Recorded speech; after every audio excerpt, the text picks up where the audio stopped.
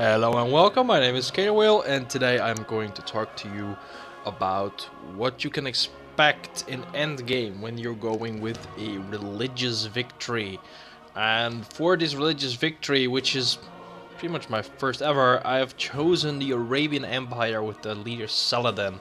That is basically because they have two incredibly good perks. And as you can see, there's Righteousness of the Faith and the Last Prophet, and it is actually because it boosts faith and it takes a lot of the cost of faith away from some buildings, so that's something to definitely watch out for. So let's just hop in there. Okay, so I'm going to be honest with you, I've been playing this on a small map with just a few AI. I've never actually done this before on Civilization. I had Civ 5, but it didn't have the religious victory. It was the half kind of remake, and that's not the one that I have. So a religious victory works in a rather unique way. You need to spread your religion, and that means that you need to well, basically your faith needs to exist in a majority of the cities of each empire. And as you can see, I'm down to one left to go, and there's only a few more cities that I've noticed already. I should be up here. As you can see, this is a custom religion. This is mine, if I'm not mistaken. Yeah, it's definitely mine. And there's all kinds of things, but one thing that you do not need to convert is city-states. You can, but it doesn't count for the victory. So I wouldn't bother with it, in all honesty. So there's a few things that you've got to know first. When you're going with a religious victory, you need to build holy sites as soon as possible. And it is recommended to have at least a couple of cities. As you can see, I have a few, and one is even still building a holy site, as it was only just, well, actually just settled. But thing is that you need to be sending envoys, or not envoys, missionaries and apostles, and you need to do that on a steady rate. And if you do not have a steady rate of it, this can be a very bad thing, because other religions will definitely, well, I think overflow is the best word, because it goes with the flow. You can have like 10 religions in any one city, but there's only one biggest, and you need to be the biggest. So, and you're thinking like, my own cities are taken care of, so that's a good thing, but your cities can still be converted. So you need to keep an eye on all things. That's what faith, right here in the top corner, when that's coming in. So right now I do not have enough faith to buy myself another unit. I need at least 315, and I do not have 315. So let's have a look and see how far I can actually send my current units.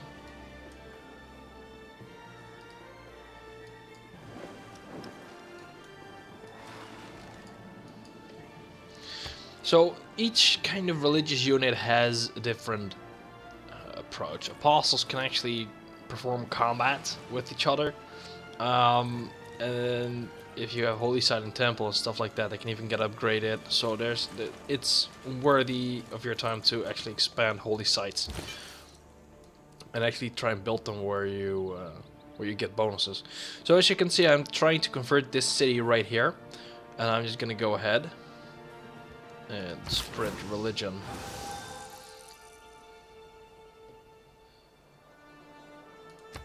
I've accumulated enough faith to buy another unit, so here we go. Going with missionaries. They do not get all the upgrades that apostles do, but right now I don't really care.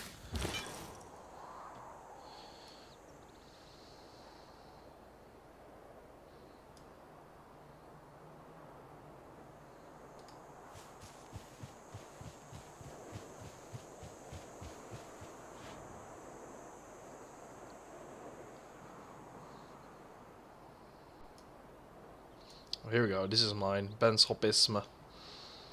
Just don't ask. Alright. let's build mine, because I'm definitely going to need some production. Still going way too slow.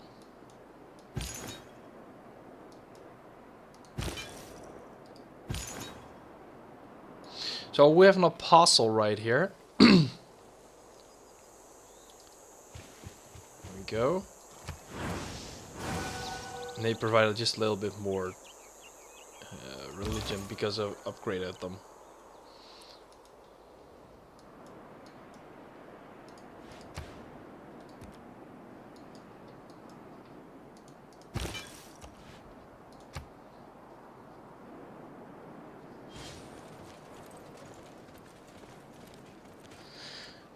So there is one major pit that you need to watch out for, because you need to upgrade your production in the beginning to get your holy site going quicker, and you can still buy units with faith, stuff like that. There's actually a couple of policies for that, but you can't upgrade your military too much, or the other cities will perceive you as a threat, and that's the one thing that you actually need to avoid. So when I'm looking at government, I've actually have a double faith yield from holy site district buildings, which is a huge help. This is really a lot of help. I've actually chosen for extra defense, should be attacked, less maintenance cost, because I could use the gold for something else, add a +1 amenity with cities with a garrison unit.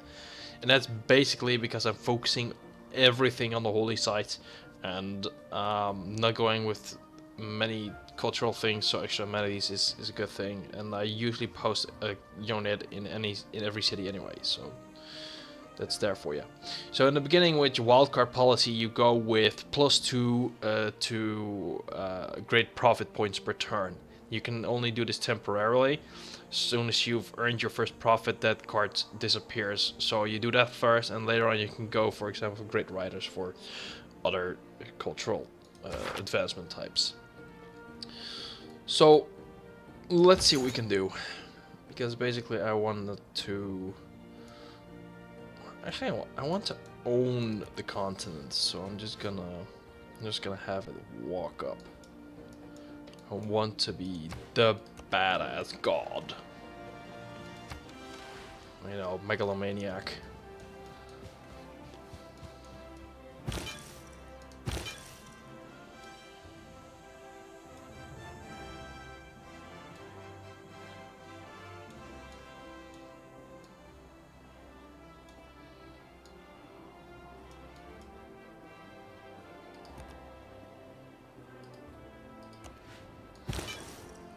A unit needs orders.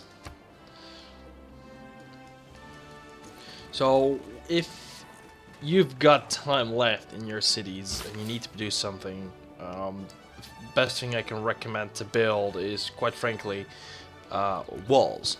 Because at some point I expect you to have to go on the defense, depending of course on how large your map is and how many enemies you've got, and the total number of civs in the game. But I can imagine that when the time is nigh that they're gonna attack you.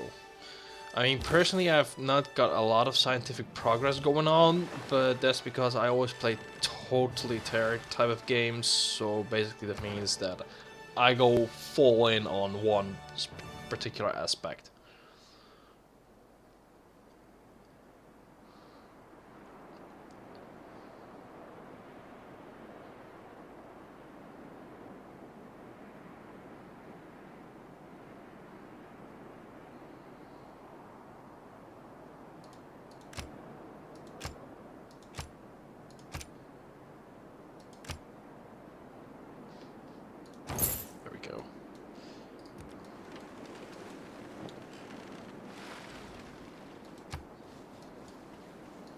So as you can see, I'm just sending my faith units just to give them a name. Faith units. That doesn't roll off the tongue easily. I have to think of something for that, because that sounds horrible. As you can see, there's definitely cities up here, and as soon as I have the majority of this particular civilization, I should win the religious victory. We have a basic need to believe in something greater than ourselves. We crave solace in the darkness, and light unto our path. Thanks to you, we found meaning amid the cosmos.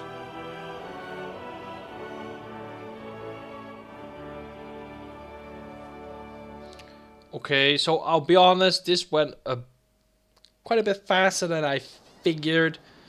Um, so, as you can see, a religious victory can be done, obviously. But personally, if you really love a challenge and you really want to do it with the religious victory, I would recommend a large map. But personally, I do not. It was a very first for me, so I did not actually anticipate the victory to be this quick. But basically, it comes down to having to convert a majority of the cities of the other civilizations, and that basically means that the bigger the map, the harder it will be to get the victory. And then I'm talking people that have played a large map and that are about to lose around the year 2K. So 2K AD, so you need to be mindful of that. However, you should take Saladin as he has amazing religious, cultural, and scientific boasts when combined with holy sites and stuff like that. Um, Most important of all is you have different bonuses when you're trying to place a district, and we've seen that with science, as you can get a bit more science near mountains, for example. The important thing is that when you're going with a religious type victory, you definitely need to keep an eye on how much extra faith you get, because plus one faith or plus two faith may not sound like much, but if you get that every turn, it will save you a lot of time, and every bit of faith is more than when you would not have it. And trust me, this is if I would not have had chosen the spot that I placed my holy districts, I would not have won yet. It would be a lot harder. Every bit of faith counts. So that's definitely something to watch out for. So right now, let's just play just one more turn. Although it still doesn't say I've actually won the religious victory, but you know, who cares? Although maybe we do.